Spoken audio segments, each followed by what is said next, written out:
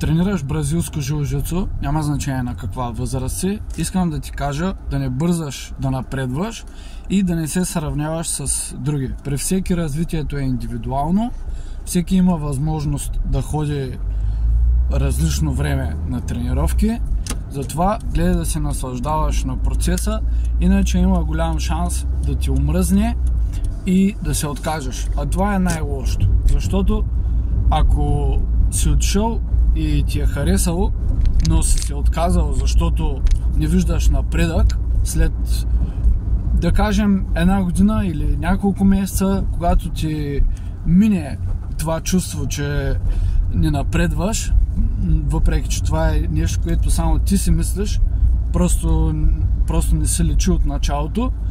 ще си кажеш, ами аз ако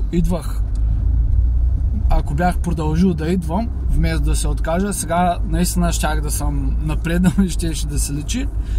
и щеше да съжалява, щеше да е минало и така времето просто. Затова имай търпение, не се сравнявай с другите, не бързай, наслаждавай се на процеса и ще видиш как след време не само ще научиш много техники